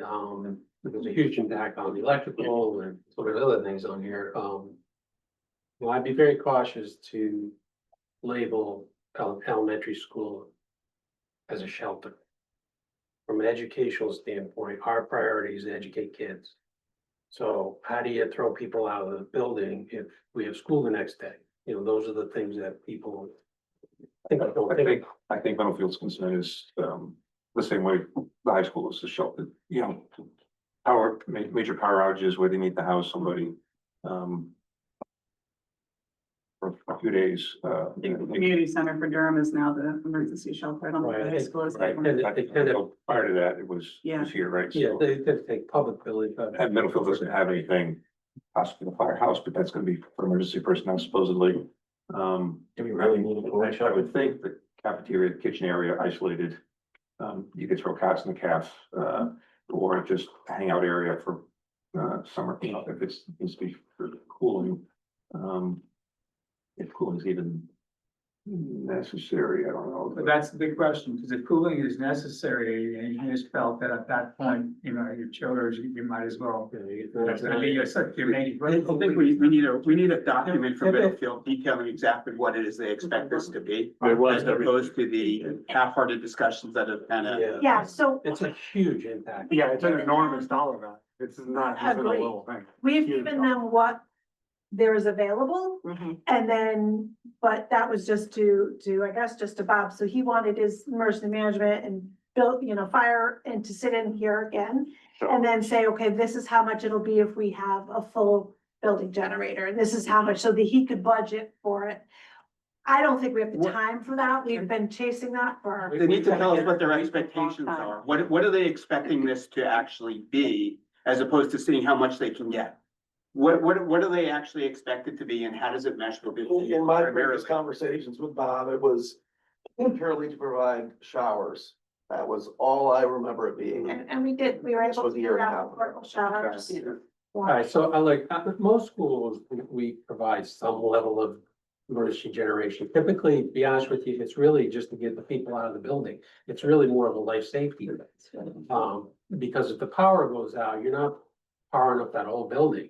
So keep in mind, if you have a storm and the power is out, there's gonna be very little in that building to be used. So if you wanna use showers, that means power in the town. And yes, you can certainly use that. We could power up some of the stuff in the cafeteria, that kind of stuff. So I think heat bathrooms and shelter, like if worst case scenario, cots had to be in the cafeteria. Yeah. Heat, electricity there and shop and bathrooms. With the power on, the power out. That's the problem. Because a lot of times they'll say, oh, okay, we're gonna do that. And then the power gets turned off or power goes out in town and then there's nothing, or virtually very little. What is the People get base? upset. What is the base operation of a generator, emergency generator? The heating, all the building systems, will be on the generator. So life safety, elevator, kitchen, lots of infrastructure, so you have your data security IDF room that's located within the building, so the security cameras will be online. Well, kitchen's The kitchen would be essentially, you're gonna have your refrigerators, any of the gas stoves, it's on propane at that point, so.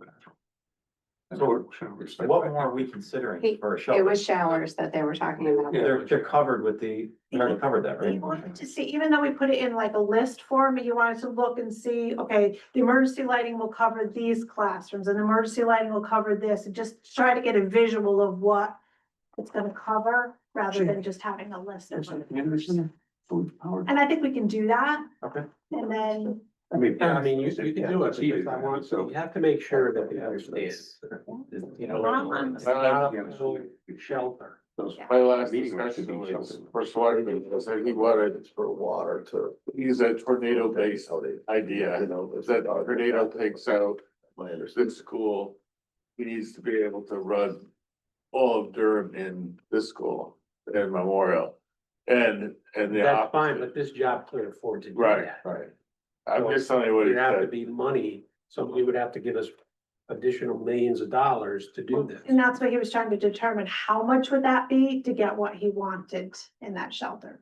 There's a time constraint. No, sure. He just saved a lot of money on his firehouse, so he probably has some capacity. We'll tell them, we'll take another 10 million. That'll do it. Yeah. I think ideally, if you went with a full building with generator, that's what would cover any scenario in that Right. case. But there's an upcharge for what we're providing for the generator and a full building. And I think that cost would be what he would have the budget for. But what would be the ongoing cost, like, from that? Like, so if Middlefield were to pay for the full building generator, so the difference, would there be ongoing costs we'd have to charge them, or that would take No, care that of should that? be Okay, pretty so, much it. Just maintenance, Tested. Are we anticipating fire pumping here? Yeah. So, I mean, we're gonna have a generator. The question is, how big is it and how much is it gonna cost to do what they want? And they need to let us know rather quickly. yeah, so I guess the difference is if we can get the cost difference between a full building and what the plan is, and I can give them that dollar amount. That And seems like a pretty easy number to generate. Yeah. You're never gonna need a full building. then that's up to them, if they wanna pay for that. And they were going, we proposed and they accepted the showers. Yeah, so this, we're not building showers. Okay, good. And but we have locations with portable showers. Yeah, et cetera. locations. Perfect. And hookups. Yeah, great. All right, the package, if you wanted to have the phase two, so drawings done? I'm trying to think off the top of my head, it's in November. Early November. Early November. Early November, It's so mainly demo. so if we told you today, you might not get you might not get the design done. So the difference here is that it's a sequential kind of process. So we need to be able to get that set off to ONG so they can start conducting their estimates. We have to start compiling documentation for a state review. That isn't scheduled to happen until December. It doesn't mean we say, oh, all hands off deck in regards to it. We can still work towards refining that and making modifications if needed, but we need to make sure that we're as close to complete as we reasonably and responsibly can be for that milestone. Technically, when we go to the state, we're supposed to be 100%, but if we still need to work something out, that's not the end of the world. All right, moving forward. Vote to approve potential change orders. Dan, you want to, talk about the potential change orders? Thank you for the, summary sheet. You bet. So yeah, that was the second page that I walked around distributed earlier. So through the course of the initial part of our construction, we did run into two primary costs that were larger than what I was able to absorb into the trade contract. And so the first two change orders relate to Lyman. First being in the existing protocols, the wiring that was installed 22 years ago was Romex. That's not current code. And although there was a possibility of trying to grandfather the work in, we were heavily involved in the decision of whether to force that into the building department, or really if it just wasn't the right installation. The Romex that was installed had been tampered with over the time period. And so the ultimate decision came from Eric and others to price and to move forward with replacement of the Romex with MC cable. The second item is a change to add a remote power panel. As we got close to the Lyman delivery date for the trailer and things needing to come together properly. And it was actually contemplated at the time of starting this project for me anyway, that providing a separate power panel on a remote location allowed the meter to get set, the service to be inspected, and Eversource triggered to bring power to that location ahead of the portable being delivered. How that got incorporated into the project, we found a location, there was some additional length of conduit and trenching. And then by having remote location for power, we needed to have two disconnects, one for each sub panel of the portables. So the cost of that from the sheet you'll see is a $15,000 cost, but it's a zero change to the GMP. I want to take a minute and explain that as we move forward into construction, we establish a GMP, right? This is your guaranteed maximum price. It comes through the effort of estimating and soliciting for bids, pulling all those numbers together, us applying what we feel are appropriate values for unknowns, and then it becomes a guaranteed maximum price. In that guaranteed maximum price, there is a CM contingency. That's a contingency that we're carrying, and I think in this project, it's a 3% number. Right. Pretty typical in the industry. And that's for things that are not a change in scope, but are a change to the trade contract buyout. So as I'm buying out the trades, as I'm negotiating with the trades after they bid the job, and we're identifying things that that weren't properly designated. So we call that a scope miss or a gap in scope. You haven't changed the scope of the project, but as your construction manager, we haven't bought the work. So that's where I'll utilize or tend to utilize the CM contingency change orders. There's no change to the contract amount, but funds have to go to the trades. So that's what it says. This would be a CM contingency draw, similar to what we have on a larger project that in the GMP that were created for this phase one swing work, there was a 3% value, and I think it's around $55,000 that was in that GMP for potential gaps in scope.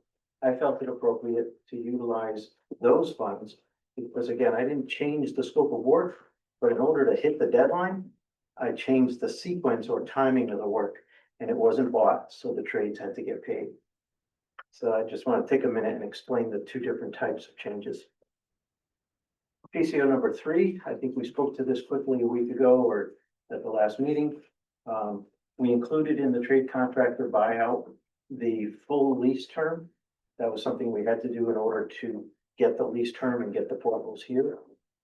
But in order to release the trade, they've given back those funds. So those funds come back to the building committee, and then they can be utilized for payment of the lease as well as the pickup of the portable at the end of the project. So that's a net $133,000 comes back to the building committee. The paperwork to move the lease agreement has already been executed, and now you guys are, I think, paid your first bill. So that was just call that an administrative change. And on a positive note, I think the figure there is slightly higher than what we got for the final number because they were charging like a $200 a month fee for something that we called them out on and they took it off. And the last of the 4 is when we created the GMP document, we were estimating the permit costs and the actual permit costs came in less. So it's a document that takes those funds out of our GMP, out of our contract and gives those funds back to the owners group. So the original GMP number is listed there for you at $2,091,000. A little summary of the change orders presented today and where you're at. The new GMP number is 1.96 for your swing space move. Great. Those are entitled PCO 1 through 4. As we get into this major construction project, there'll be a similar operation where we'll have PCOs that typically go to a PCO subcommittee. So that they're reviewing and we're able to move cost change issues mid-month. And then at certain dollar amounts, they have to come to the full committee. But the smaller items come through and then get presented in this forum, more for record and information. And then from the approval tonight, the PCO physical documents get executed. And we create what's known as an AIA change order. An AIA change order is the official document that changes the contract that we have between ONG and the Board of Ed Building Committee here. So that's what I mean in the last statement where it says, you know, AIA change order number one, I'll produce, and it doesn't need committee action. It's just a document that gets signed by the appropriate person. Okay. Any questions on the process? Bringing this up, it's a foreshadow. Yeah. In about 6 months, you're gonna be in the thrill of spending. So we can always expect a 5% under budget. I like that. So how do you make a decision when you apply the CM contingency? You said you carry 3%, the contingency is applied here is less than 1%.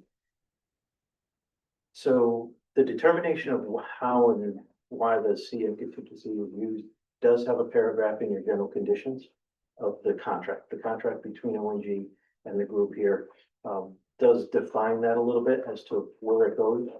There is a general industry standard that says if you're not changing the scope of the work, in other words, if you didn't say, I want a 10-foot tall fence instead of a 6-foot tall fence, that's a GMP change order. That's not a CM contingency. You change the scope. If it's something that facilitates the construction, if I need to put up some extra temporary barriers to cordon off an area in order to heat a certain spot, that's not a change in scope. That's part of my cost as the builder. And that would fall into a CM contingency definition. So the wiring under item 1 was a change in scope. Right. Which agreed upon with Eric was the right thing to do and. Right.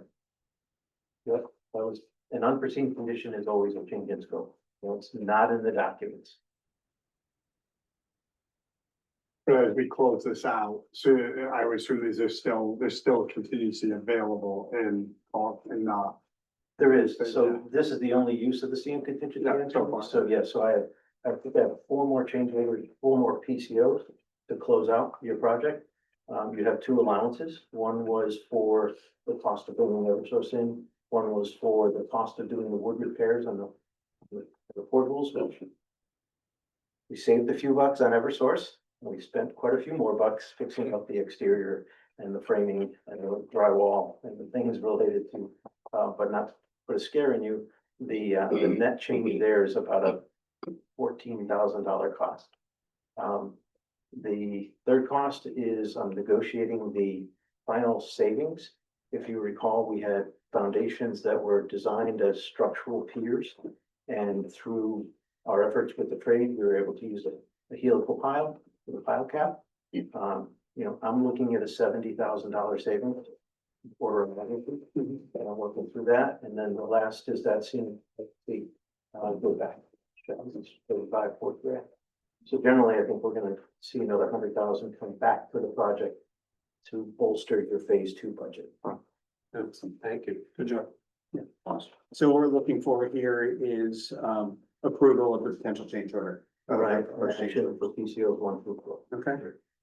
So what we're looking for is a motion for the submitted proposed change orders, PCO 1 for $12,950, PCO 2 for $0, $0. PCO 3 for negative $133,251, and PCO 4 for negative $9,264. Looking for a motion. So moved. Clarification on that, negative $133,250. 251, yes. Yeah. Do you have a second? Okay, so we have a motion on the floor for the proposed change orders 1 through 4, resulting in a net change of minus $129,565. Do we have any discussion on this? Great job, guys. Okay, all in favor? Aye. Any opposed? The motion passes. These for. Have you talked about having a change order subcommittee? I think that's what you called it. Yep, PCO subcommittee. PCO, and with our owner's rep, does that handle that, or we still need a committee? Typically, we actually, we get the sense of where the company's value are. It used to be a $5,000 threshold. They Yeah. decided by 2 people, 10,000 by 3 people. All right, so we have to figure that out. Today's market is a little different. Kim had prepared a good guidance document on that to start with, previously, and we said this is great, it just needs to be other people. Yeah. Yeah, we had actually thought about putting it in place for the swim space, but Yeah. that work was moving so fast Yeah. that we couldn't put it in place in time, and frankly, there was only 2 vendors that mattered through the course of that construction, but it will be something that's important going forward. It was a commitment of time and a commitment of reviewing the full PCO documents. When project managers create those documents, they're putting as much information in there as possible, which sometimes leads to confusion. Somebody needs to pare it down and explain that simply, the one wiring was in the ceiling and it was the last semester. Yeah, who usually signs these? What's that? Who usually signs these? Would it be committee Howard? chair typically. Okay. Yeah. But we can have Kim do it. She does. Yeah, she does everything. Sydney or Howard, it isn't. Yeah. Rock, paper, Rock, scissors. paper, scissors. Rocking. All right, do you want to touch base on the invoice? Yes, so, Dave was just commenting, he wanted to make sure that I was clear in the process of PCOs come to this committee. From the approved PCOs, we generate an AIA. It doesn't need a formal action, it just needs an executed signature from an authorized person. That's the document that actually physically changes the contract agreement between the 2 parties. We know that whenever we're spending your money, PCO wise, we want this committee to be aware and acknowledge the decision made. Thanks. Okay, so yeah, I've produced another progress package payment application. There is a bit of a narrative on the front of that to give you an understanding of what's included in the bill. Relative to work through September, it was, the upper paragraph describes the trade contractor. In this case, we have only one. Their progress billing, which represented work to, on the project management level, O&Ms, as built, a little bit of progress in the field. So their billing portion here is $57,000. Their progress to date is 88.1. The remaining funds to bill is actually over 300,000, but I deducted the amount of money that they're giving back. So, because they're giving it back, you don't count it twice. But I wanted to be able to convey that they still have $220,000 left to bill. There's a lot of money still that I have not allowed them to move forward and include in the application. And there is a significant amount of funds being released for retainage reduction. So this month's billing is really primarily reducing their retainage from 5% to 2.5% on all of the completed work. And so their billing on that line item is roughly $70,000. So what you have left in their contract yet to pay is going to be almost $300,000. On the OG side of things, we're billing just for a small staffing bill for the month, $4,600. We're billed at 85.8%. We still have $13,000 left to bill. In addition to that 13,000, we have a little bit less than 8,000 being held in retainage. So that's our progress through September. When I progress through August, through October, I'll be processing this change order into which adds cost to the trade base, and then takes away that 130 grand. And then I will likely not reduce retainage again in October. I'll be processing the last of the change orders in our next meeting, so we'll see the last of the PCOs. The goal is to get to a final contract amount when I present you in with a November progress bill in December. For the retainage reduction, were there any submittals that they had to submit to make sure that they could gain retainage, certified payrolls? I mean, are they up to date on everything that would warrant reduction of retainage? Yeah, actually contractually, what we have is only a value of the work. So contractually, we could be obligated to pay everything but the value of the remaining punch list Mhm. and progress work. Okay, Far exceeds what they've agreed to ask for. But to your point, no, we don't release payment until certified payrolls are in. And I'm pushing hard to get the as-built and O&M documentation buttoned up. It's at 90%. So that really we're done here with the exception of my half a dozen punch list items over at Lyman that I want to wrap up for you. okay, John, Greg, Yeah, no, I looked it over. I'm fine with it. okay. With that, do we have a motion? So I actually have a couple others, so included as part of the whole, Is it invoices? If you're happy with that, yeah. it's okay with me. Okay. So the invoices to approve, and again, I'll put them in the minutes, O and G. That's the progress payment 361,846.16. I do have a $9,000 payment for a third-party engineer, per, Robin Newton. I don't have the name of that engineer yet. Carson, if there's any questions? Yeah, so the Jacobson? fee there is for the town of Middlefield to hire a third-party reviewer for their P and Z application review.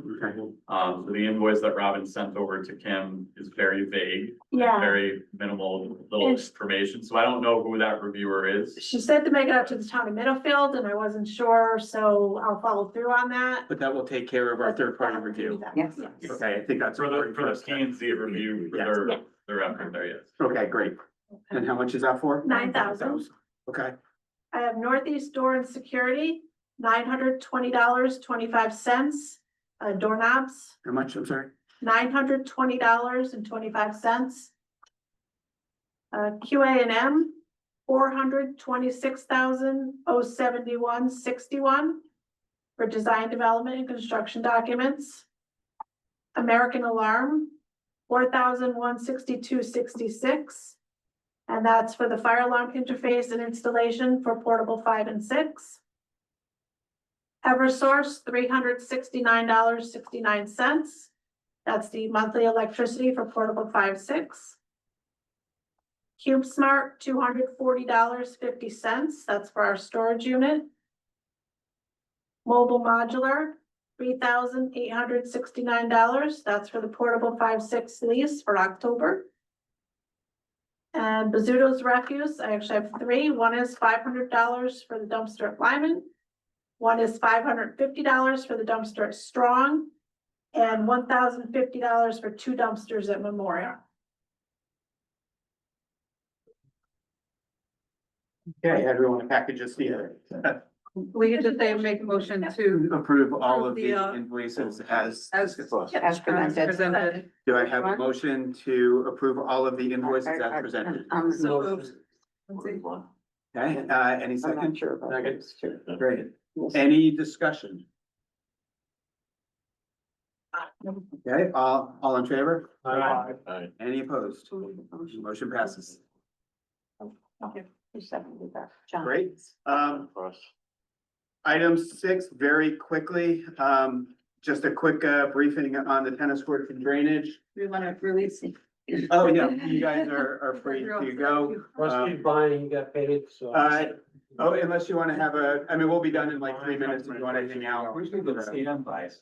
Eric, you want to give a quick discussion on tennis courts and drainage? I know we had a brief discussion on it.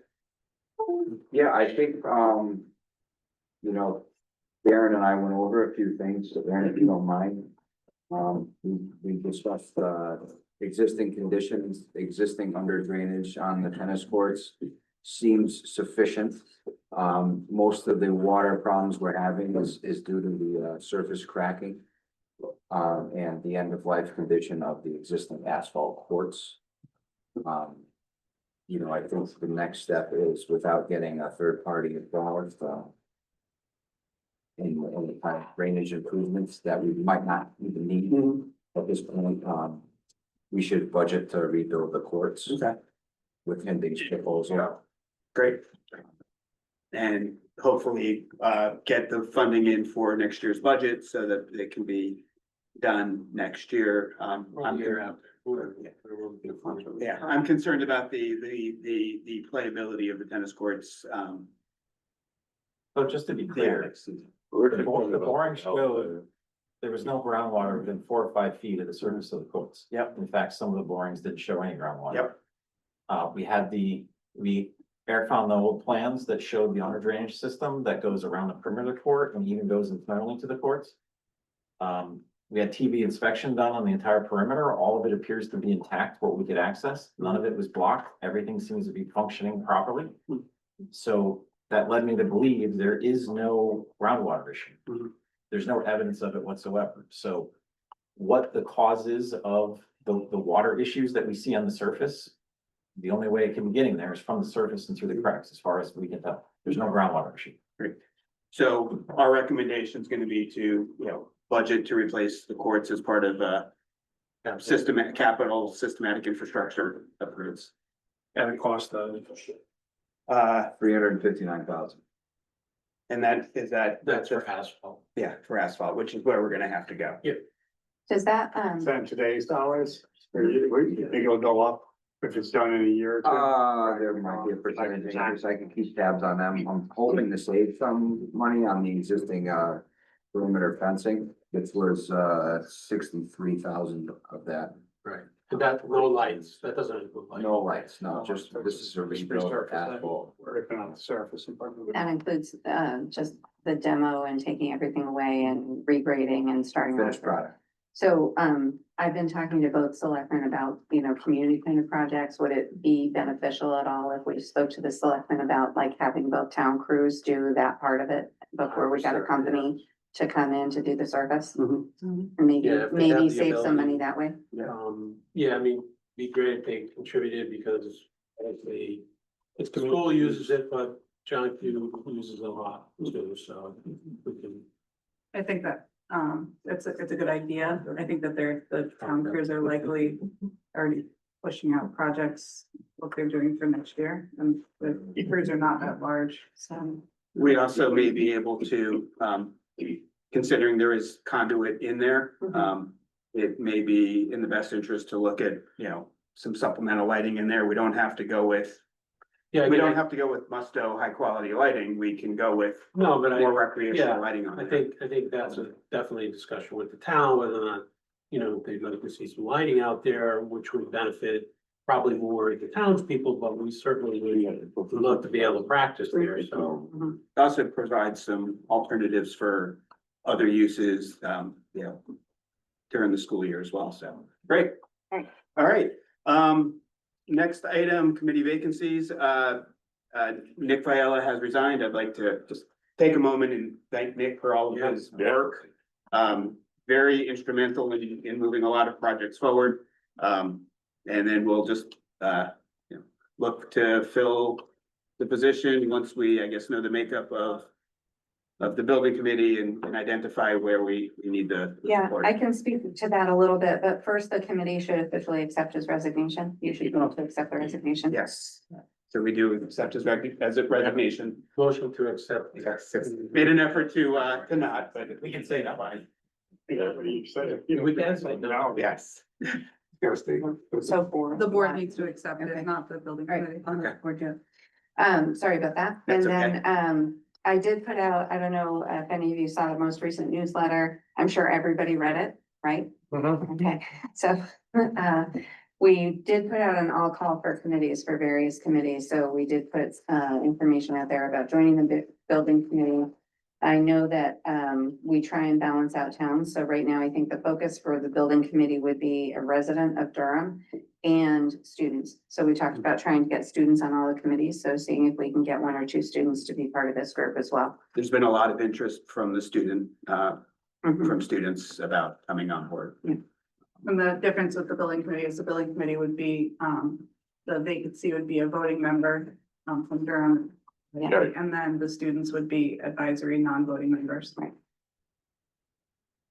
What, and for students, what would you be looking at for, them, just a request to the superintendent? So everybody has the same, they get the same committee form as everybody else. So basically they give contact information, why they want to be on the committee and what they're gonna bring to the committee. Great, And then it's gonna be up to the board chair to determine who goes on which committee. fantastic. Yeah.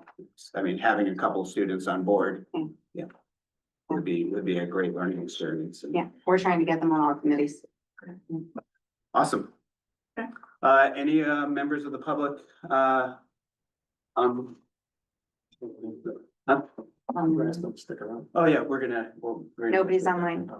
Nobody's online, great. With that. Motion to adjourn. So, second, third. Thank you. All right. Aye. Yes. Outside of the meeting, to meet with a couple of us that I had emailed you